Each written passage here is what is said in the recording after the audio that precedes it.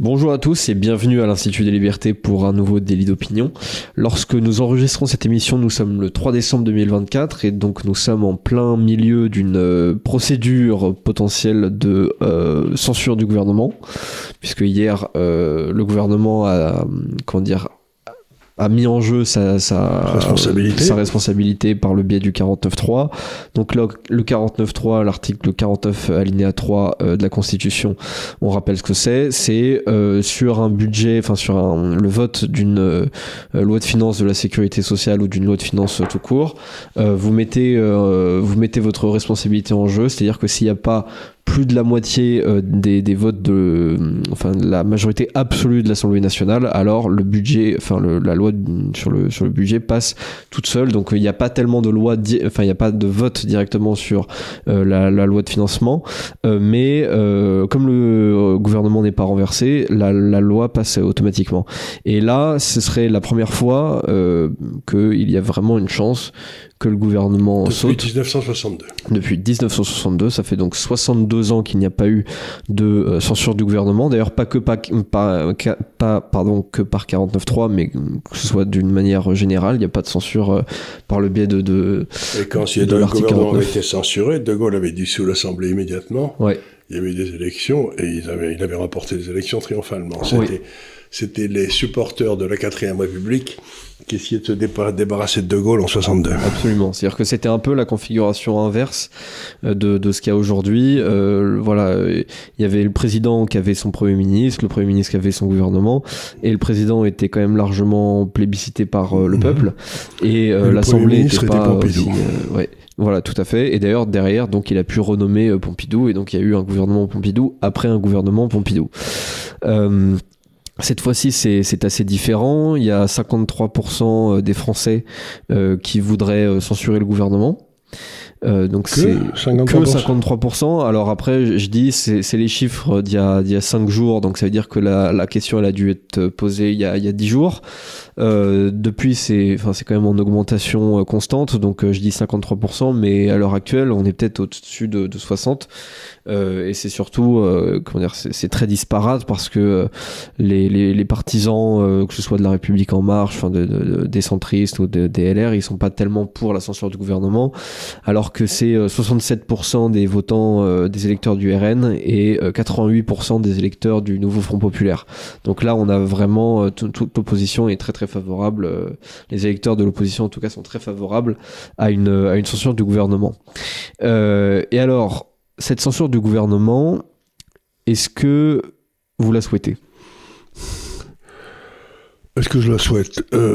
Oui, parce que Barnier avait une fenêtre de tir quand il a été nommé qui était tout à fait intéressante.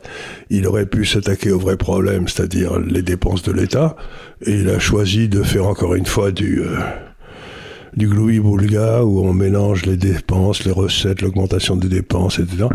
Donc il a choisi de ne pas prendre de décision et de continuer avec les imbécilités qui ont cours depuis 50 ans.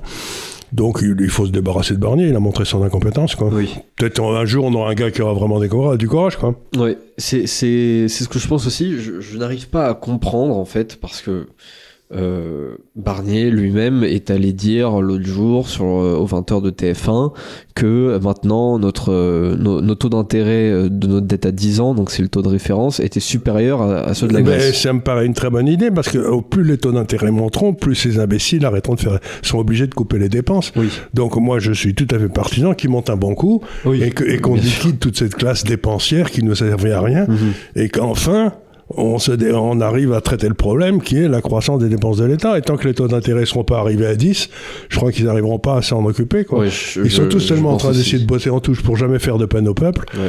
Mais il faut croire, moi je suis persuadé que le peuple attend, si j'ose dire, un discours en disant c'est du sang et des larmes, les mecs. Ouais. Alors il y en a marre de nous raconter des histoires, il y en a marre de dire que c'est pas de notre faute. Non, c'est de votre faute, vous avez été incompétent, et maintenant il va falloir qu'on paye la note. Et Barnier, il a tout fait, sauf il a débité le bromure habituel qu'il fallait avoir que tout le monde paye en même temps. Tout le monde paye en même temps, sauf les gars dans les administrations centrales. Lui, il continue à péter dans la soie. Donc, ouais. Non, mais Barnier, c'était le nul et non avenu, quoi. Ouais, parce que effectivement, alors déjà, je me dis par rapport au profil de Michel Barnier, le type a fait plus de 40 ans de carrière politique quand même, depuis son 50, plus jeune âge. Voilà, donc il est quand même plus proche de la fin que du début. A priori, ce sera son dernier poste politique, en tout cas. En tout cas, on peut le souhaiter. On peut le souhaiter. Et donc, par conséquent, en principe, il n'avait rien à perdre. Mais c'est exactement ça, c'est qu'on se dit, tiens, il y a un gars qui n'a rien à perdre, qui n'a pas été vraiment dans tous ces coups-là, il était à l'Europe, donc peut-être va-t-il faire preuve de discernement, de caractère, de courage, et puis non, pas du tout, il est retombé dans le fromage blanc qu'il a toujours été, quoi. Ouais. Et par conséquent, ce que je comprends pas, bon, après, il y a une notion en politique qui, à mon avis, est très très mal comprise par les politiques eux-mêmes, c'est la notion de réforme impopulaire. C'est-à-dire qu'il y a impopularité et impopularité. Il y a ce qui est impopulaire auprès de la masse et il y a ce qui est impopulaire auprès de certains groupes d'intérêt. Et ça, clairement, c'est pas la même chose. C'est-à-dire que, justement, je pense que des réformes libérales, aujourd'hui, elles seraient assez largement plébiscitées par la majorité des Français. Mais en revanche, ce serait pas bien entendu, mais c'est pas d'intérêt. libéral, si vous voulez, c'est simplement arrêter de gaspiller l'argent de l'État, c'est-à-dire supprimer le Conseil économique et social, 250 millions d'euros qui servent à rien, arrêter les subventions à la presse qui coûtent plus d'1,3 milliard d'euros, qui maintiennent en vie des trucs comme l'Amitié ou la Croix qui n'ont pas de raison d'être, supprimer toutes les hauts conseils, les grands conseils, ou je sais pas, tous ces trucs dans lesquels il y a des centaines de gars qui foutent rien et qui ont des voitures de fonction. Donc, c'était simplement dire aux gens, c'est votre argent, on va enfin le gérer en bon père de famille, et il a même pas eu le courage de ça, donc il continue à distribuer des prébendes en pensant que c'est la distribution des prébendes qui va le rendre populaire et le faire élire. Mais ça fait 40 ans, moi tous mes copains politiques, chaque fois que je leur dis qu'il faudrait couper dans les dépenses, ils me disent on peut pas parce qu'on ne gagnerait pas les élections, moyennant quoi ils sont battus à chaque fois et la France s'enfonce de plus en plus. Donc ce qu'il y a d'extraordinaire, c'est quand vous parlez à ces hommes politiques, ils raisonnent jamais en termes de bien commun, de ce que la France a besoin, ils raisonnent en termes de est-ce que je serai réélu. C'est la seule chose qui les intéresse. Oui. Et en plus de ça, ils le pensent mal. En plus, s'il y avait du courage, il serait peut-être élu. Oui, absolument. C'est pas impossible. Absolument. Et aujourd'hui, justement, ceux qui arrivent au pouvoir et qui se maintiennent avec une bonne popularité, c'est justement ceux qui font preuve d'une certaine honnêteté, qui disent voilà, ça va pas forcément être très facile, il y a plus un rond, au bout d'un moment il va falloir serrer la ceinture et être responsable. C'est Xavier Milei en Argentine. C'est Milei, c'est les types comme Bukele. Voilà, mais je pense honnêtement, si vous voulez, que 80% du pognon dépensé n'importe comment en France est dépensé par 20% des types. C'est la loi de Pareto qui s'applique aux dépenses, c'est comme pas à tout d'ailleurs. Donc si on pouvait taper sur ces 20%, je crois que les 80% pousseraient des cris d'enthousiasme, quoi. Oui. C'est une certitude. Vous avez 20% d'escrocs dans une population, vous les liquidez, vous cessez de leur distribuer du pognon, puis le reste en est... Bien sûr, on voit bien que chaque année, les dépenses publiques augmentent, et pourtant, on ne sent aucune différence au quotidien. On n'a pas l'impression Au contraire, on a l'impression d'être rien ne marche. Pressurisé par justement les taxes, les impôts. Pas. Vous êtes à Marseille, vous êtes à Paris, vous pouvez pas sortir le soir. Enfin bref, non, mais c'est n'importe quoi. Donc ils font pas leur boulot, ils filent du pognon, des gars. Ouais. Et alors certains disent, notamment c'est surtout les centristes qui disent ça, mais il faut surtout pas censurer le gouvernement parce que derrière ça va être le chaos. Tant mieux, le tôt le chaos arrivera, le mieux ça sera, parce qu'on ira droit de toute façon. Attaque sur la dette, machin. C'est vraiment, mais on s'en fout ça, si vous voulez, c'est toujours pareil, c'est les gars qui vous disent oh là là, il va y avoir une catastrophe si on fait ça, mais dites donc, c'est pas vous qui étiez au pouvoir depuis 40 ans qui nous avez amené là. Oui. Donc, pourquoi je vous croirais ? On a envie de dire, de toute façon, c'est quoi votre plan de sortie ? Parce que même si le gouvernement n'est pas censuré, il y aura quand même plus de dépenses et il n'y aura pas autant de recettes que ce qui prétendent. Financier, donc voilà. C'est pas, si j'ose dire, c'est les marchés, ils vont refuser de payer la dette française ou de la continuer à y souscrire. Parce que la dette française est devenue insoutenable. Oui. Pas parce qu'on a changé, on a remplacé Tartampion par Tartambule. Oui. On s'en fout de ça. Évidemment. D'abord, ils savent même pas que ça existe. Ouais. Ils s'en foutent du qui est au pouvoir. Simplement, ils regardent les chiffres et ils se disent ces gars-là sont incapables de les traiter. Ouais. Donc, encore une fois, le plus tôt ça saute, le mieux ça ira. On pourra enfin se mettre au boulot. Ouais. Et de manière générale, c'est-à-dire si on s'extrait un peu de la situation très, très actuelle et qu'on regarde plus d'un point de vue institutionnel ou historique, est-ce que en fait on s'approche pas même potentiellement de la fin de la Ve République ? Parce que c'est aussi un système politique. Oui, c'est-à-dire ce qu'on voit, c'est que la Constitution de la Ve République, qui organise la primauté de l'exécutif sur le législatif et sur le judiciaire, il n'y a pas une égalité entre les trois ordres, est une saloperie immonde si le type qui est à la tête, ou si ceux qui ont pris le pouvoir ne sont pas des gens vertueux. Ouais, donc, c'est clair. Ce qu'il y a de bien dans la Constitution américaine, c'est qu'elle n'est pas faite pour des gens vertueux, elle est faite pour empêcher les gens non vertueux de prendre le pouvoir ou même d'y rester. Nous, la nôtre, on a dit, donc, comme on n'aura que des gens vertueux, il faut empêcher les autres de les dégommer. Mais une fois qu'on a des non vertueux qui sont arrivés au pouvoir, alors à ce moment-là, on se retrouve comme Macron, on peut pas s'en débarrasser parce qu'on sait pas. Donc, la Constitution de la 5e est une salope. Il faut aller le plus vite possible vers le suffrage universel. Avec le référendum d'initiative populaire. Parce que l'expérience a prouvé qu'on ne peut pas faire confiance à une classe de politiciens professionnels. Ils prendront des décisions favorables à la classe de politiciens professionnels et pas favorables au pays. Donc il faut une fois pour toutes se débarrasser de ce chancre. Ouais, c'est clair. Et puis, c'est vrai que les rapports de pouvoir pouvaient justifier à l'époque ce genre de constitution dans la période de Gaulle, dans la dizaine d'années de Gaulle. Oui, mais surtout, il fallait 15 jours, 3 semaines pour aller de Toulouse à Paris. Il n'y avait pas d'information, donc il y avait quelques gars qui se faisaient élire, c'était très bien. Mais aujourd'hui, tout le monde est parfaitement informé. Avec le téléphone, avec n'importe quoi. Donc, arrêtez de me dire qu'on a besoin la démocratie représentative dans le monde moderne n'a plus lieu d'être. C'est un truc qui est complètement dépassé. Cela dit, justement, si la motion de censure passe, alors ce sera celle du NFP, du coup, qui sera votée aussi par le RN, parce qu'évidemment, celle du RN, elle sera pas votée par le NFP, mais enfin, peu importe. Mais si elle passe, justement, c'est une prise de pouvoir du Parlement sur l'exécutif, et ce, pour la première fois depuis très longtemps. Oui, c'est simplement parce que l'exécutif a perdu absolument toute légitimité. Dans une constitution normale, peut-être, on pourrait avoir un référendum de rappel. C'est-à-dire que on pourrait faire demander aux gens, faire une liste en disant, dites donc, on l'a élu il y a 2 ans, mais il nous a raconté des conneries. Est-ce qu'on pourrait pas le rappeler, lui Donc, si vous élisez quelqu'un pour 5 ans en lui donnant tous les pouvoirs, il faut peut-être avoir une clause de rappel qui permettrait de s'en débarrasser s'il perd les pédales, quand même. On pourrait, ce serait intéressant de faire un truc, une sorte de plébiscite de mi-mandat. C'est-à-dire pas de mandat, quand le type commence, par exemple, il veut nous envoyer nous faire tuer en Ukraine, on fait un petit référendum en disant, dites donc, il est en train de perdre les pédales, celui-là.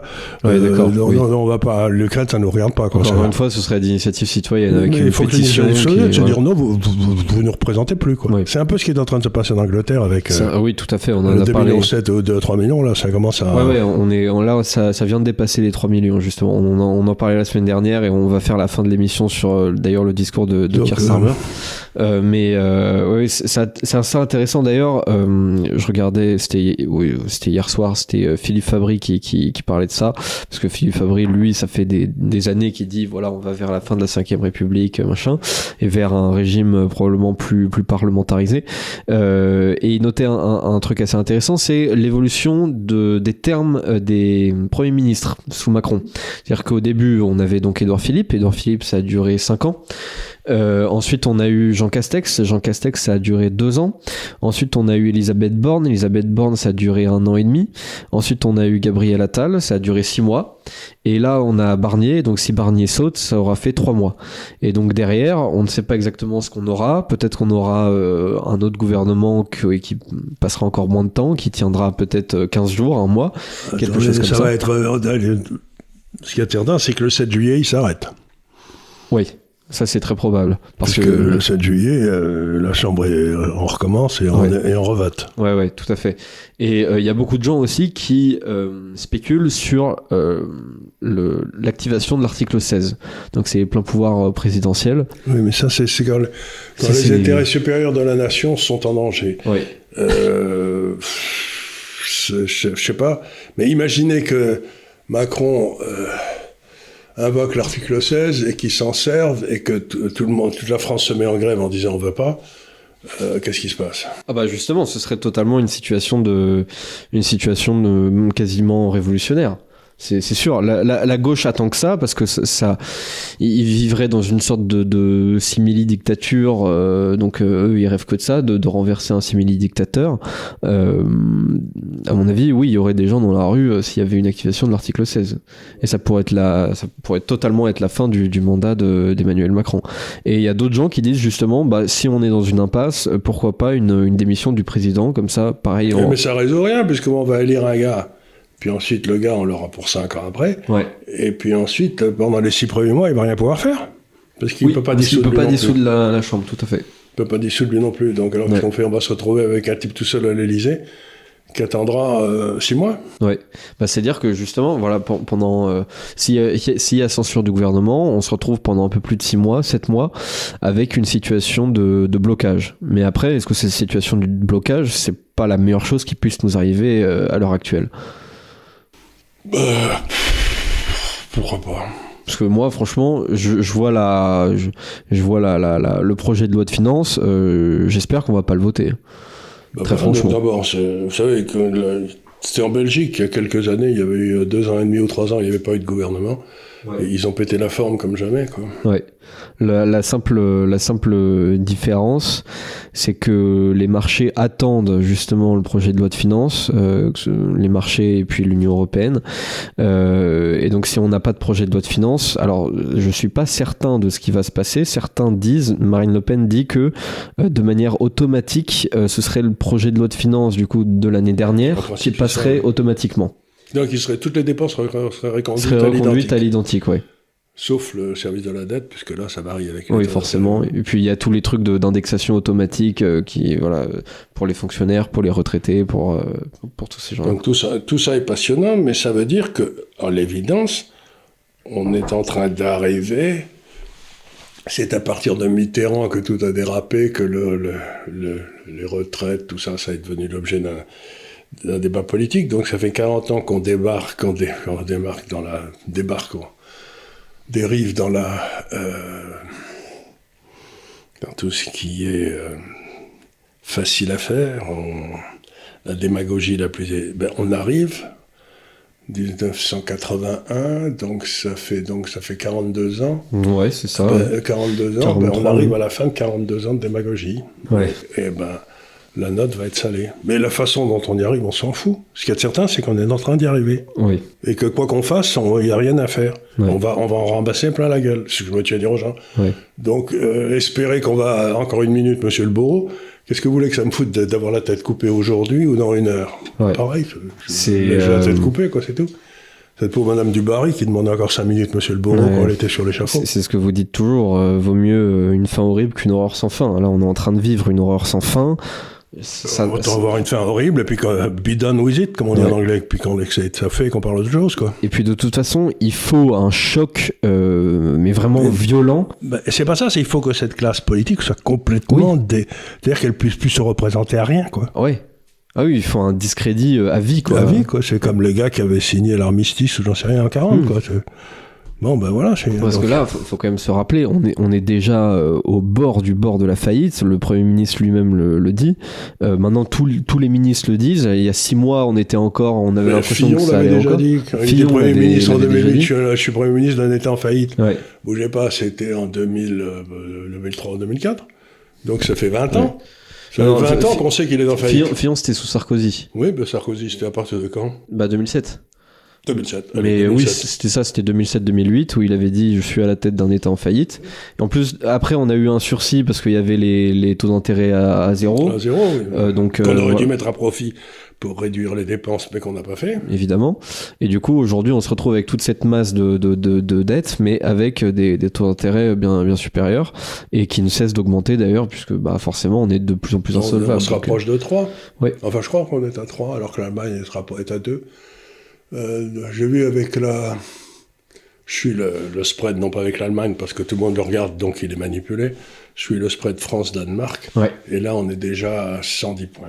Ouais. On en parlait justement la semaine dernière dans l'Université de l'épargne. Ça permet de faire une petite promotion interne.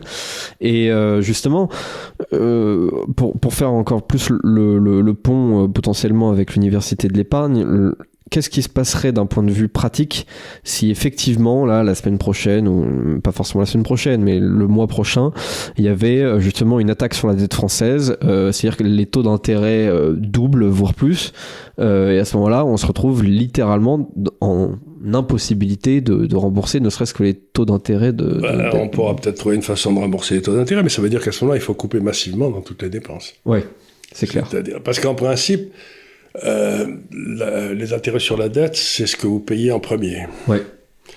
Et puis ensuite, donc, ça veut dire qu'il y a toute une série de gars qui ne sont pas payés.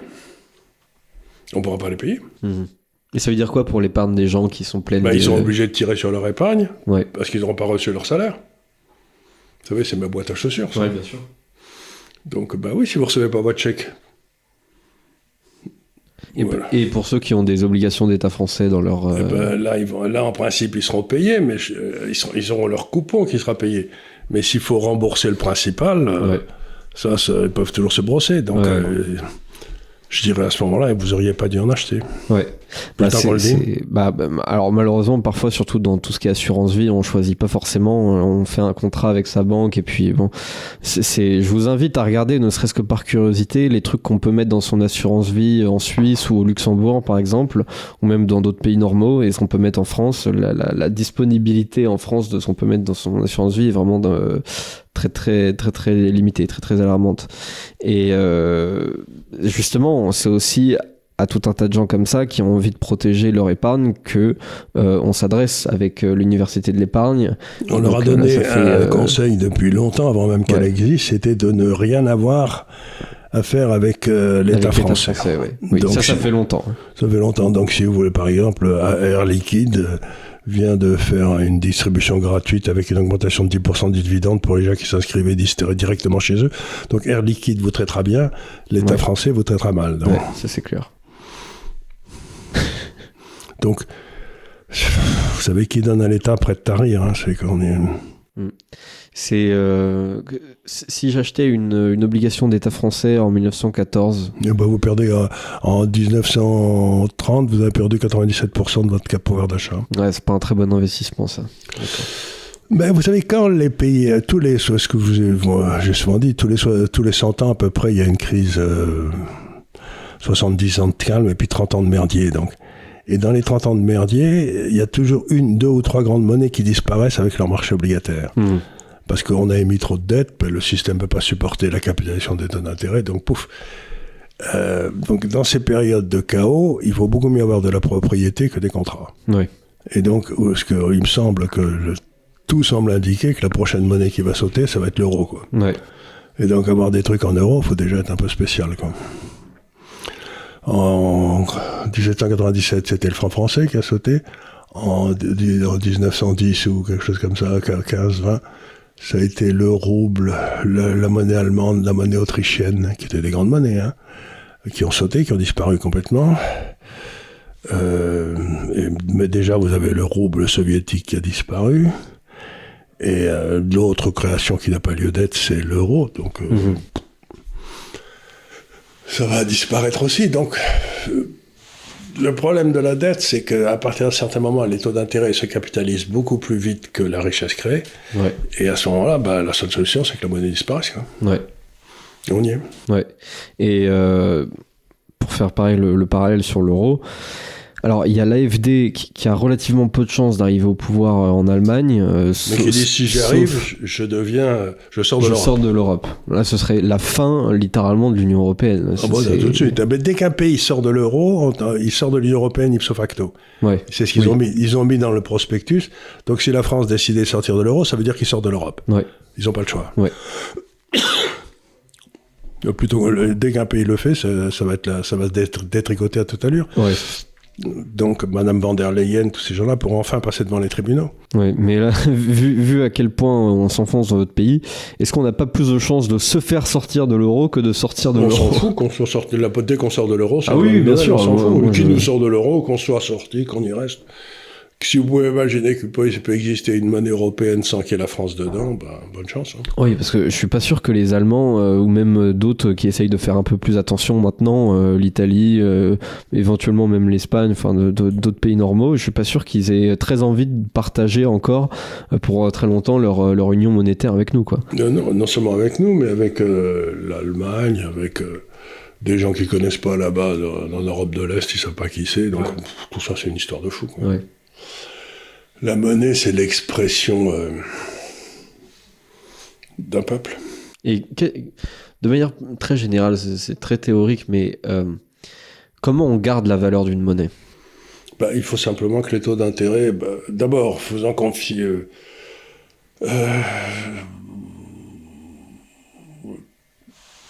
D'abord, la valeur, c'est subjectif. Donc, normalement, si vous voulez, vous prenez Ce qu'on a fait historiquement, c'est que soit là, il fallait que celui qui emprunte remboursait soit dans la monnaie, soit dans un poids d'or qui était défini.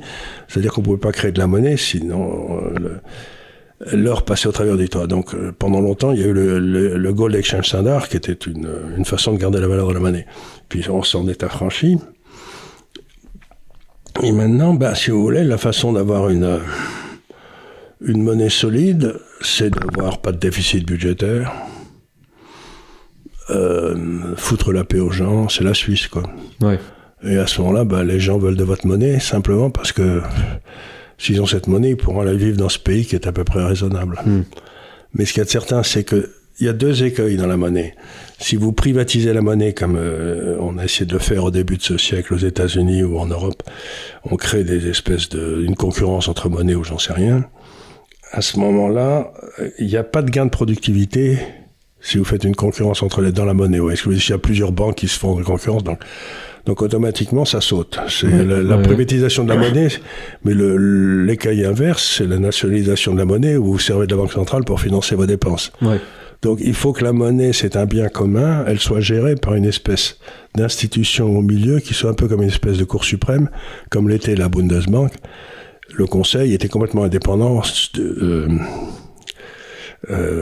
constitutionnellement du pouvoir politique. Et là, ça a été bien géré. Donc, les deux écueils de la monnaie, c'est qu'elle soit privatisée ou c'est qu'elle soit nationalisée. Donc, la monnaie, c'est un bien commun. Il faut donc trouver une façon que ce soit géré par des gens au-dessus de tout soupçon. Mais ça suppose qu'on les trouve. Et aujourd'hui, il n'y a plus beaucoup de gens au-dessus de tout soupçon. Ouais, c'est clair. Mais je crois que dans la Bundesbank, les gars qui géraient, si mes souvenirs sont exacts, je suis pas sûr, je crois que les gens qui géraient étaient responsables sur leurs fonds propres. C'est-à-dire que si l'inflation accélérait au-delà, on commençait à leur piquer du pognon à eux. Ouais. Moi, je trouve ça très bien. Effectivement, oui, pourquoi pas. Ouais, c'est intéressant. C'est intéressant comme fonctionnement. Vous êtes responsable ? C'est vrai que c'est un grand mal de ce siècle, d'ailleurs. C'est le manque absolu de responsabilité à des gens qui sont à des postes absolument capitaux. Ils ont tous pris des dispositions pour qu'on puisse jamais...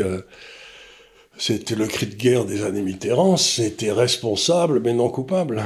Ouais. C'est-à-dire, je suis responsable mais il m'arrivera rien parce que je suis pas coupable. Oui, je suis responsable en termes de pouvoir, mais pas en termes de... T'es juste nul. Oui.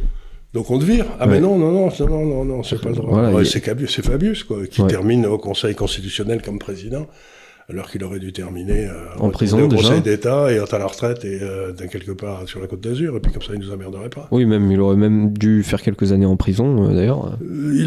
C'est pas sûr qu'il ait dû faire de la prison, mais en tout cas il y avait eu un gros loupé de surveillance. Donc c'était peut-être pas malveillant, en tout cas il avait montré au-delà de tout ce qui était possible qu'il était incompétent. Ouais. Donc au moins on le vire, quoi. Et puis ensuite on l'accuse pas d'avoir fait des trucs, on dit vous êtes juste nul, quoi. Ouais, non, il a été récompensé pour son incompétence. Oui, ça c'est ce qui arrive de plus en plus fréquemment d'ailleurs, on va voir. Enfin voilà pour ce qui est de la France, je sais pas trop quoi ajouter, surtout en absence là actuellement surtout à ceux qui nous écoutent, ne croyez pas les faiseurs de peur. Vous savez, ceux qui vous expliquaient que si on allait rentrer dans l'euro, ça allait être le bonheur. Maintenant, ils vous expliquent que si tout pète, ça va être le malheur. Ouais. C'est pas vrai du tout. C'est-à-dire, quand vous écoutez cet animal d'Atali qui nous explique que les années qui s'annoncent viennent très sombres, je suis sûr qu'elles sont très sombres pour lui parce qu'il s'est toujours trompé sur tout. Mais j'espère qu'on va essayer d'écouter cet animal. Mais surtout, si c'est la fin de l'horreur, c'est une bonne nouvelle. Donc, si leur système à la con saute, on en prendra plein la gueule, mais encore une fois, on sera libre. Donc arrêtez de penser que c'est une mauvaise nouvelle. Ouais. Et surtout, quand un type vous dit ça va sauter, vous leur dites enfin. Ouais. Tout ce qu'il faut faire, c'est savoir prendre ses dispositions bien sûr, pour essayer de limiter les trucs personnels. Et ensuite, vous regardez en disant enfin, on se débarrasse de tous ces cancres. Voilà, faut se protéger de ce genre de choc. Individuellement, mais se réjouir au niveau collectif. Voilà, parce que y a un moment donné, il y a même pas 6 mois encore, il y avait des types qui nous faisaient des programmes avec 100 ou 150 milliards de déficit en plus, en pensant qu'on était encore au top des années Mitterrand, quoi, comme si on était en 1982. Mais à un moment donné, ces gens-là, il leur faut un choc, mais brutal. Mais surtout, il faut qu'on cesse de les élire. Il faut qu'on cesse de les élire. Qui retournent faire instituteur. Là-bas, dans l'Aude, ou je sais pas d'où ils viennent, et qui nous foutent bien la paix, quoi. Ouais, absolument. Donc voilà, il faut un choc absolu. Quand vous avez prouvé au-delà de tout ce qui est possible votre incompétence, écoutez, moi j'ai la peine pour les petits-enfants de l'Aude qui récupéreront ça comme instituteurs, mais enfin, tant pis. Ouais. Il vaut mieux qu'ils en abîment quelques-uns que de foutre en l'air la France, quoi. Ouais. Enfin, je vérifierai quand même que ces gens-là ne deviennent pas instituteurs pour mes futurs enfants. Mais si vous les voyez arriver dans votre école, vous changez d'idée les enfants. Hein. Je fuis.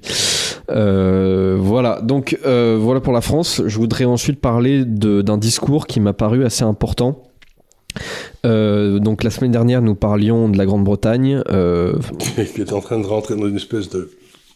Qui est dans une période particulière, politiquement. Chaotique, justement, d'un gouvernement qui a été élu par une minorité de gens et qui a une majorité énorme à l'Assemblée, et qui ne représente absolument pas le pays parce qu'ils ont bénéficié d'une astuce constitutionnelle qui leur permet d'être une majorité alors qu'ils ont la minorité dans le pays. Et donc on a un vrai problème de crise entre la légitimité et la légalité. Absolument. Ce gouvernement est légal, mais il n'est pas légitime. Et ça fout un merdier pas possible. Voilà, donc c'est déjà un des dirigeants les plus impopulaires d'Europe. Et pour de bonnes raisons. Et pour de très bonnes raisons. Donc Keir Starmer, le leader du Labour, qui est donc maintenant Premier ministre en Angleterre, enfin au Royaume-Uni. Et donc on parlait la semaine dernière de cette fameuse histoire de pétition qui demandait des nouvelles élections. Donc la semaine dernière, ils en étaient à 2 millions de signatures. Désormais, ils sont à 3 millions. C'est beaucoup. C'est un tiers à peu près des voix qu'a obtenu justement le Labour. Si on arrive vers 6, 7, 8 millions, ça va devenir très difficile parce que ça commence à être la majorité par laquelle il a été élu. Ouais. S'il y a plus de gens qui demandent de nouvelles élections que de gens qui l'ont élu, là, ça va être... Ouais, et encore, une pétition, il y a beaucoup de gens qui sont d'accord avec les pétitions sans forcément les signer. Donc ça veut dire que s'il y a 3 millions de signatures, il y a au moins 15 millions de gens qui sont d'accord avec l'idée de refaire des élections. Ils devraient signer pour forcer ça, c'est ça la question. Ouais, la question, c'est il a été élu avec à peu près 8 millions de voix, si mes souvenirs c'est tout compris. 9 millions à peu près. 9 millions, si d'un seul coup il commence à y avoir 10 millions de gens qui demandent à ce qu'il s'en aille, ça veut dire qu'il n'a plus aucune légitimité. Quoi. C'est clair. Et il a 3 millions, il peut dire Voilà, on rappelle qu'il a été quand même élu avec moins de voix que le Labour n'en avait eu à l'élection. Dans toutes les précédentes législatives. Voilà. Et avec ça, il a eu 400 députés. Voilà, on rappelle, à l'élection de 2019, le Labour avait eu plus de voix et pourtant c'était cataclysmique comme résultat pour le Labour. Comparativement bien sûr au parti conservateur de Boris Johnson, et là ils ont eu encore moins de voix, mais comparativement aux autres il y a eu tellement parce qu'il y a Farage qui est arrivé qui a piqué des voix aux conservateurs. Voilà, il y a eu un double effet, déjà moins de participation et puis la participation de Farage qui a pris à peu près 30% de l'électorat conservateur, quelque chose comme ça, 30 à 40%. Et voilà, et donc en réaction, Keir Starmer a fait un discours sur l'immigration, discours de 15 minutes à peu près, dans lequel il a balancé des trucs auxquels je m'attendais pas. C'est-à-dire, il a dit « Les dirigeants occidentaux ont mené une expérience de frontières ouvertes. C'est arrivé à dessein et non par accident. Les politiques d'immigration furent réformées délibérément. Ce fut un échec et ils ont fait comme si cela n'était pas arrivé. » Il ajoute même, il répond préventivement à tous ceux qui disent qu'on a besoin absolument de millions et de millions d'immigrés pour faire tourner, pour avoir une main d'œuvre, quoi. Et il répond de manière assez intelligente là-dessus. Il ajoute donc que les pénuries de main d'œuvre étaient sciemment organisées par les gouvernements précédents pour prétendre justement avoir besoin de l'immigration. Et il dit il voulait avoir une Grande-Bretagne mondiale, c'est-à-dire avoir une nation mais avec le monde entier au sein de cette nation, et donc une nation en quelque sorte sans identité, quoi. Donc il explique que les besoins des entreprises n'étaient plus du tout en adéquation avec ceux de la population, ce qui faisait que nécessairement les entreprises ne pouvaient pas trouver ce qu'il leur fallait dans la main-d'œuvre du pays. Il dit donc la focalisation vers une main-d'œuvre bon marché, peu qualifiée et sans ambition amène nécessairement vers un recours infini à l'immigration, et donc on ne peut pas demander à la population d'une nation développée, en l'occurrence le Royaume-Uni, de se sous-qualifier pour correspondre justement aux volontés de certaines entreprises. Ce qui est une connerie, mais je veux dire par là, c'est que à partir du moment où vous avez toutes les opérations depuis à peu près 30 ans qui sont bêtes, appelons-les par leur nom, sont robotisables. Ouais. Donc c'est simplement que il suffit de remplacer cette population d'immigrés par, c'est ce qu'ont très bien fait les Suisses par exemple, ils n'ont qu'un problème dans les entreprises. Ouais. Donc l'idée qu'on va prendre des gars pas chers, ils sont toujours plus chers que des robots. Donc cette excuse qu'il prend prouve qu'il a rien compris au film. D'ailleurs c'est pas nouveau. Hein. Bon, ouais. Tout le monde sait qu'il est bête comme un âne. Ouais. Starmer. Mais c'est-à-dire que derrière je ne m'attends pas forcément à quoi que ce soit de sa part en termes de mesures. Il a annoncé des mesures. Enfin, je vais en citer quelques-unes, mais personne ne le croit. Il avait annoncé qu'il n'augmenterait pas les impôts, il les augmentait. Il a annoncé. Ouais. Enfin, il a fait exactement, il a fait n'importe quoi pour être élu, puis une fois qu'il est élu, il fait exactement le contraire. Ouais. À la place d'avoir dit la vérité aux gens, il aurait été élu quand même, il aurait pu faire ce qu'il voulait. Non, là, il a fait le contraire. Donc, encore une fois, ça fait partie de ces gars, si vous voulez, je sais pas si vous avez remarqué, dès qu'un gars commence à devenir impopulaire et qu'il est viré, il dit ce qu'il faut faire, quoi. Ouais. Mais c'est marrant, tant qu'ils sont au pouvoir, ils le font jamais. Donc, je crois qu'il y a une partie de la classe politique qui pense qu'il faut mentir aux gens pour être élu. Ils sont vraiment persuadés. Mais est-ce que c'est pas quand même, enfin, dans les termes qu'il utilise, je trouve ça quand même assez dingue ce qu'il nous annonce. C'est-à-dire, voilà, comment dire, il y a un peu, il reprend des thématiques qui d'habitude sont utilisées par la droite dure, disant que voilà, il y a toute cette immigration, elle est volontairement organisée par tous nos dirigeants, machin. Certains nous disent non, ça se fait juste comme ça parce qu'aujourd'hui il y a plus d'immigrés. Mais il faut pas oublier un truc essentiel, c'est que Starmer est bête, oui. Vraiment bête. Oui. Donc il se rend peut-être pas compte de ce qu'il dit. Alors je pense que c'est tout à fait une possibilité. Pour moi, parce que c'est un discours d'ailleurs que même Farage ne fait pas. Oui. Oui, absolument. C'est ça le truc, c'est qu'il se veut beaucoup plus conservateur que les conservateurs eux-mêmes, et même Farage n'utilise pas ce genre de. Il est en train de dire que tous les immigrants sont crétins. Oui. Ce qui est intéressant comme notion, mais enfin, ce qui est pas prouvé, quoi. Oui. Mais comment dire ? Si on pouvait remplacer tous les cas du LFI par des immigrants, on se porterait mieux, quoi. Oui. Non ? Oui, ça dépend des immigrés, mais oui, si on était dans un monde, si c'est pas. Je suis sûr que si on tire au hasard des immigrés, il serait mieux que si on a. Oui, si on les prenait totalement au hasard dans le monde, je pense que oui, on s'en sortirait certainement mieux. À mon avis, serait quand même beaucoup mieux que les. Oui, je pense aussi, avec surtout dans un monde libre, voilà, où il n'y a pas trop de problème de cotisation, pas trop d'aide sociale, de ce genre de trucs. Je pense que naturellement, il serait beaucoup plus contributeur envers la nation. Enfin, comment dire ? Je trouve que c'est un discours symboliquement qui est assez important parce que d'habitude ils essayent maintenant de dire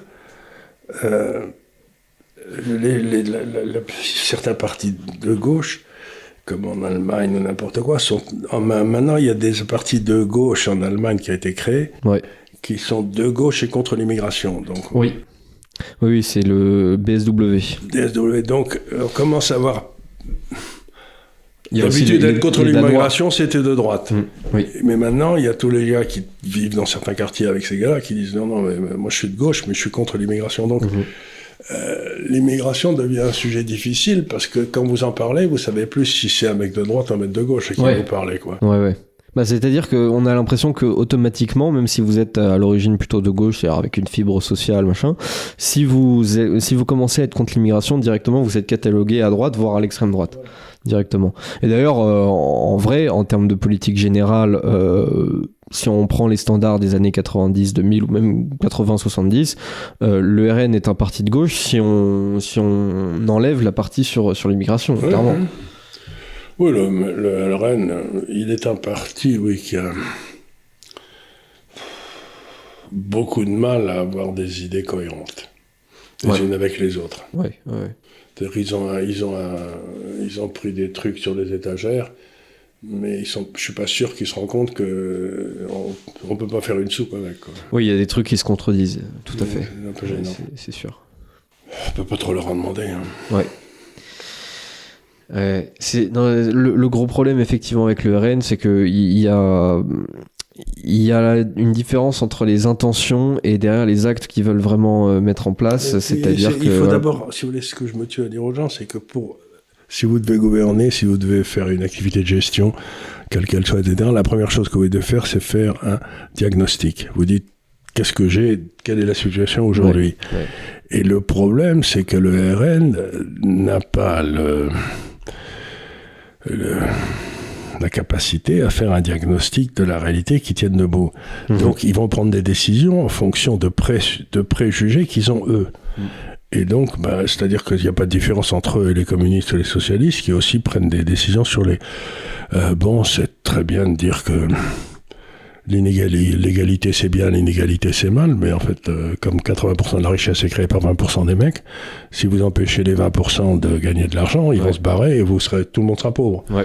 Donc, si vous dites, si vous n'êtes pas capable de comprendre qu'il y a une différence essentielle entre la création de valeur et la distribution de valeur, et qu'il faut quand même un peu foutre la paix à ceux qui créent de la valeur, vous allez d'échec en échec. Or, c'est l'échec qui a été celui des communistes, celui des socialistes, et maintenant ça va être celui du RN. Ouais. C'est triste, mais ils sont pas compétents. Et c'est pour ça qu'il faut aussi un choc justement sur notre dette, parce qu'il faut eux aussi les choquer. C'est-à-dire que par exemple, j'ai l'impression, peut-être que je me trompe, mais j'ai l'impression que quelqu'un comme Bardella, qui est pas forcément très très cultivé sur la question économique, mais j'ai l'impression qu'il a des bonnes intuitions. Oui, bien sûr. C'est-à-dire en général, il répond bien. Voilà, en général, il dit qu'il a plutôt l'intention de baisser les impôts, les charges patronales, ce genre de choses. Voilà, il a compris que pour créer de la richesse, pour avoir de la croissance, il fallait libérer justement la production, l'emploi, ce genre de choses. Il fallait avoir une société un peu liquide de ce point de vue-là et pas tout formaliser, rajouter de l'administration à chaque fois. Plus le poids de l'État dans l'économie augmente, par définition, plus les espaces de liberté se restreignent. Absolument. Parce que la définition de l'État, c'est celui qui a le monopole de la violence légitime. Donc, il peut vous forcer à faire ce qu'il veut. Ouais. Donc, plus le poids de l'État dans l'économie est important, moins la liberté est présente. C'est clair. Et donc, mais eux, quand vous les entendez parler, ils veulent que l'État fasse ceci, que l'État fasse cela, que l'État soit stratège, je vous en sais rien. Et vous dites, mais... Grosse malheur la guerre, hein. Ouais. Vous êtes fatigué. Oui, c'est clair. Donc voilà, il y a une contradiction entre le discours plus Bardella et puis celui de Jean-Philippe Tanguy qui veut taxer tout ce qui bouge, on a l'impression. Tout ce qui bouge, oui. Les super profits, c'est son grand dada. Enfin bref, c'est un petit peu épuisant et on comprend pas bien, d'ailleurs, je pense que c'est un peu ce qui freine le RN aussi, on comprend pas bien quel est leur projet. Si vous voulez, je vous donne un exemple. Les super profits, je crois que le VMH a dû faire 20 milliards de profits cette année, c'est bien. Mais EDF, géré par les génies qui nous gouvernent, a perdu 23 milliards. Donc le scandale, c'est pas que LVMH ait gagné 20, c'est que des gens payés par l'État et tout nous est amené dans un endroit où EDF, qui était dans une situation de monopole, qui devait gagner 50 milliards, s'est démerdé pour en perdre 23. Oui. Donc Jean-Philippe Tanguy, à la place de se préoccuper de LVMH, il devrait faire des enquêtes sur EDF et demander à ce que les gens aillent en prison. Donc, celui qui perd de l'argent public dans une activité commerciale, c'est lui qui doit aller en prison. S'il perd de l'argent public, de l'argent privé dans une activité commerciale, il fait faillite. Il y a la sanction. Mais là, les types qui ont géré EDF, ils n'ont pas été sanctionnés. Ouais. Donc, encore une fois, mais occupez-vous, votre boulot, c'est de vous occuper de l'argent public. C'est pas de vous occuper de l'argent privé. On paye des impôts, ils iront après dans l'argent public. Donc, s'il y a de l'argent public qui est mal géré, avec Alstom, avec Areva et tout, allez, là, essayez de voir comment cet argent a été perdu. Mais vous occupez, s'il vous plaît, pas du tout de l'argent privé, parce que ça n'a rien à voir avec vous. Ouais. D'ailleurs, si c'était facile, vous le feriez. Surtout qu'il est largement déjà surtaxé. Évidemment qu'il est surtaxé, tout le monde se bat. Je sais pas si les gens se rendent bien compte, mais une entreprise, elle doit payer sa TVA, elle doit payer... Mais quand vous recevez votre pognon, moi, quelqu'un que j'embauche à 2000, il me coûte 4000. Ouais. Bon, d'abord, pourquoi en Angleterre, il me coûterait 300 de plus. C'est 15% les charges patronales. Ici, il coûte 2000. Bon. Donc, moi, il n'est pas assez payé. Ouais. Sauf que vous ne pouvez pas le payer plus. Il me coûte trop cher. Ouais. 4000, il me coûte pas trop cher parce qu'il ne rapporte pas 4000. Puis ensuite, quand il touche les 2000, il va payer des impôts sur le revenu, j'imagine, puis la TVA, plus ça. Donc sur les 2000 que je lui paye, l'État va encore lui en prendre 30 ou 40%. Ouais. Donc le type, il va toucher 1200 et il va me coûter 4000. Ouais. Mais vous vous rendez compte? Ouais. Et au milieu, il y a l'État qui pioche à plusieurs reprises en plus, parce que tout le temps. Déjà sur les 4000 qui vous restent, il pourrait vous rester beaucoup plus. Vous prenez de l'essence pour aller au boulot, pof, il y a 80% de l'essence qui va à l'État. Ouais. Vous allez déjeuner à la cantine, pof, il y a 20% de l'État qui est... Sur toutes les ventes que vous faites, vous avez 20% de TVA. Ensuite, sur ce qui vous reste, vous avez 25% d'impôt sur les sociétés. Et éventuellement, d'ailleurs, si vous avez des parts dans l'entreprise, que vous faites une plus-value, que vous les vendez, vous avez 30% de flat tax dessus. Enfin bref, à chaque fois, tout est comme ça. Donc grosso modo, vous gagnez 100 et vous voyez qu'en fin de journée, il vous en reste 10 ou 12. Ouais. Et vous dites, mais... je vis mal. Ben évidemment que tu vis mal. Ouais, et au milieu, c'est ce que disait Milton Friedman tout le temps. Il disait, si vous vivez mal en province, c'est qu'ils vivent trop bien à Washington. Mm. C'est exactement ce qui se passe. Et vous n'avez qu'à voir les voitures de fonction. Ouais. Vous avez copé avec 2 voitures de fonction, je ne sais pas combien de centaines de milliers d'euros par an. Le type est à Meaux, il doit y avoir des trains de Meaux à Paris toutes les 5 minutes. Il avait une voiture de fonction avec 2 chauffeurs qui l'attendaient et tout et tout. Ouais. Pour qui se prennent-ils ces gars-là? Ou ce que coûtent les anciens premiers ministres. Ouais. D'ailleurs, pour le coup, Jean Castex a refusé. Ouais, ça m'a donné envie de le rencontrer. C'est le seul qui a refusé tous les services qu'on propose aux anciens premiers ministres. Mais par contre, Madame Borde, elle était tout à fait d'accord pour tout recevoir. Ouais. Comme tous les autres d'ailleurs. Et maintenant que les premiers ministres, en plus de ça, on en sort tous les 6 mois, donc ça sera... Edith Cresson, non, je pensais, elle est toujours là, avec sa voiture qui vient la chercher tous les jours. Ah oui. Balladur, il est pas mort non plus, non? Balladur, Villepin, il est toujours là. Villepin, oui, c'est bien ça.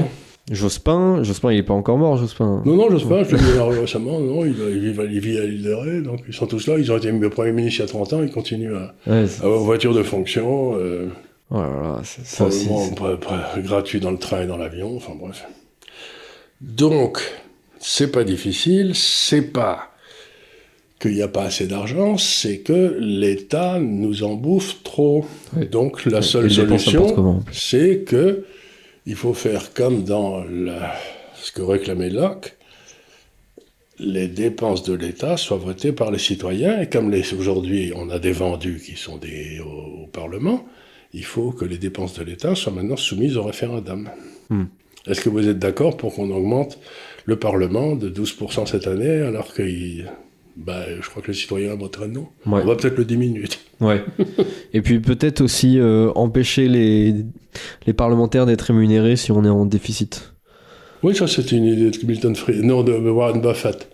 Warren Buffett, il disait, si vous cessez de payer les parlementaires, vous verrez à quelle allure ils vont trouver des solutions pour faire couper les dépenses. Ouais. D'ailleurs, il y a le Doge sur Twitter ils mettent régulièrement à jour certaines trouvailles qu'ils font de trucs on a dépensé 35 millions pour ça et parfois il y a des trucs absolument dingues, faudrait en faire une liste là jusque là ils ont trouvé à peu près 1000 milliards déjà de dépenses qui sont clairement en trop, ou si on réduit le budget de 1000 milliards de dollars, le budget américain de l'État américain, on s'en rendra absolument pas compte. Clairement. Mais c'est comme le type qui est nommé Patel, qui a été nommé au FBI. Là. Ouais.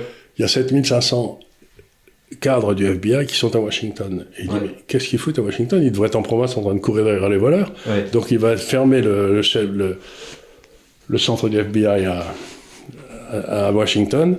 Et il va les envoyer aller courir dans l'Oklahoma ou l'Arkansas, là-bas, avec des grosses chaussures pour courir derrière les trafiquants de drogue. Ça leur fera pas de mal.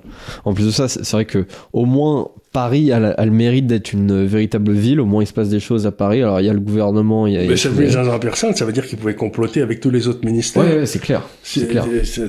Donc, il faut surtout les empêcher. Ouais, à chaque fois, on sait pas ce qui se passe à Washington. Tout ça, si vous voulez, on est en train d'arriver à la fin... Comme on était arrivé à la fin du communisme dans les années 90, on est en train d'arriver à la fin de la social-démocratie et de la démocratie représentative. Ouais. C'est un truc qui ne marche pas. Ouais. la démocratie représentative, ça ne marche plus. Donc il faut trouver la crise qui arrive, ça va être la crise pour trouver un système alternatif à la démocratie représentative. Ouais. C'est tout. Ce qui n'a pas encore été véritablement trouvé dans des pays, on va dire, très installés, quoi. C'est-à-dire qu'on trouve des substituts dans les pays en développement. Regarde, on a fait un référendum en Angleterre pour sortir du Brexit, et pas, ils en sont sortis, donc... Il y a eu des trucs comme ça qui se passent quand même. Oui, mais justement, malgré ça, au Royaume-Uni, derrière, ils n'ont pas réussi à trouver une bonne... en tout parce cas, qu'il y a la vieille constitution qui est en... Il faut trouver autre chose, mais voilà, ça c'est à ça que servent les crimes. D'ailleurs, Elon Musk, alors déjà on sait que Trump et Farage, ils sont assez copains, et j'ai ouï dire que Trump, Musk voulait donner 100 millions de dollars à Farage. Voilà. Je sais pas si c'est vrai. Démerde-toi. Maintenant, essaye de faire sauter l'Angleterre comme comme on a fait sauter les États-Unis. Ouais. Donc on sent bien qu'il y a les éléments qui sont en place. Vous savez, une société qui se pète la gueule, c'est une société dans laquelle les élites ne sont pas capables de répondre aux défis qui sont présentés. Oui. Donc, c'est une vieille idée de Toynbee, et donc on voit bien que nos élites sont complètement incapables. Donc, tout ça, c'est des crises d'accouchement, si j'ose dire, d'une nouvelle société. Oui. L'ancienne société est en train de crever par incompétence, et on sait qu'il y a quelque chose qui va arriver derrière, mais on sait pas trop quoi. Mais on sait que cette façon de prendre les décisions ne marche plus. C'est-à-dire que la démocratie représentative, ça n'est plus ni une démocratie, ni c'est représentatif. Ouais. Mais c'est une très bonne chose, parce que... Très bon. Dans les systèmes démocratiques, surtout comme ça, avec des constitutions très dures, où c'est difficile de faire vraiment émerger des nouveaux partis, des nouvelles têtes, etc., et des nouvelles idées, il y a un temps parfois très très long entre la délégitimation du régime et trouver un système de remplacement. Et à chaque fois, on se dit... c'est là où se passe tout le merdier. Voilà, ça prend son temps. Voilà, ça prend son temps, et à chaque fois, on a tout un tas de gens qui disent non, mais on va trouver un moyen de... Voilà, on va essayer de composer avec ce qu'on peut faire. Et à chaque fois on ne trouve pas, et juste c'est juste encore une fois demander une minute à monsieur le bourreau. Vous pouvez pas demander à une poule de savoir nager, quoi. Ouais. Oui, c'est exactement ça. Ouais. Donc ce qu'il nous faut maintenant, c'est des canards, quoi. Ouais. Voilà. Donc bienvenue aux canards, adieu aux poules, et puis voilà, ouais. Quoi. Bah, c'est exactement ce que Farage essaye de faire. Il est en train, j'ai l'impression qu'il est en train de gagner en légitimité. Ah, tout à fait. Parce que toutes ces analyses se vérifient. Ouais. J'ai vu qu'il gagnait beaucoup de terrain dans certains sondages, notamment dans le nord, enfin dans le nord de la Grande-Bretagne et au Pays de Galles aussi. Il parle des trucs qui les préoccupent. Il n'y a plus de logement social, les écoles ne marchent plus, les hôpitaux sont pleins. Il y a 6 millions de personnes qui sont arrivées en Grande-Bretagne venant de l'extérieur dans les 10 ans, qui n'avaient pas les infrastructures, donc plus rien ne marche, quoi. Évidemment. Enfin voilà. Ben voilà, donc le but que vous devez retirer ça, c'est que le mal français fait partie d'un mal général de notre Occident, qui est celui du fait que la démocratie représentative ne marche plus, qu'elle a été déviée. Donc le but, c'est d'essayer de trouver quelque chose. Ouais. Par quoi on va remplacer ça? Voilà. Moi, je dis la solution serait remplacée par la démocratie directe, mais on va peut-être essayer de nous trouver un homme providentiel qui va nous mettre tous en prison ou j'en sais rien. Mais vous voyez ce que je veux dire, ça n'est que le signe que notre régime politique tel qu'il est établi est obsolète. Voilà, c'est-à-dire que nous avons... plus en France qu'ailleurs. Hein. Ouais, nous avons des spécificités françaises, notamment héritées des années Mitterrand, notamment, c'est tout Mitterrand et le néo-mitterrandisme. La vérole est partout. Mais voilà, l'origine du mal est plus dans les institutions et dans les types qui occupent ces institutions. Et ça, ce mal, il est absolument similaire en Grande-Bretagne, désormais en Allemagne aussi. Enfin voilà. Partout. Absolument. Donc le but, c'est de trouver un système de remplacement. Il y a certains pays européens qui ont réussi à faire leur transition en douceur sans avoir besoin de changer les institutions, ce qui montre que leurs institutions n'étaient pas inaptes puisqu'elles étaient petits. Ou qu'ils étaient petits. Petits, comme si vous êtes en dessous de 7 millions, c'est beaucoup plus facile que si vous êtes au-dessus de 10. C'est plus à partir du moment où vous êtes au-dessus de 10, naturellement, le pouvoir est loin des gens. Quand vous êtes à 5-6 millions, le pouvoir est la maison d'à côté. Oui, voilà. Si on pense au Danemark, à la Suède, des pays comme ça, pour eux, c'est plus facile. Mais je pensais par exemple à l'Italie. L'Italie a réussi. Alors après, faudra aussi voir sur le temps long ce que ça donne, parce que ça fait 2 ans, je crois, qu'elle est là, Mélanie. Elle a réussi à faire certaines choses qui sont intéressantes, mais elle a encore besoin d'une certaine marge de manœuvre. Donc on verra sur le temps long. Pour l'instant, il est un peu trop tôt pour le dire, mais au moins leur système ne s'est pas montré obsolète par rapport aux demandes de la population. Nous, aujourd'hui, notre système est obsolète par rapport aux demandes de la population. En Angleterre aussi, au Royaume-Uni, en Allemagne aussi. Voilà. Donc on verra à l'avenir ce que ça deviendra. Encore une fois, ça n'est que les souffrances de l'accouchement. Voilà, absolument. Donc je vous remercie bien sûr pour avoir suivi cette émission. Voilà, parfois on peut avoir l'air un petit peu alarmiste, mais je trouve qu'en fait on dénote une très bonne chose. Voilà, ce serait une très bonne chose d'avoir justement une attaque sur notre dette française pour tous les choquer et tous les foutre dehors. Et s'en débarrasser, j'espère ad vitam. Et donc j'espère que vous avez passé un bon moment devant cette émission et je vous dis à très bientôt pour de nouvelles aventures sur l'Institut des Libertés.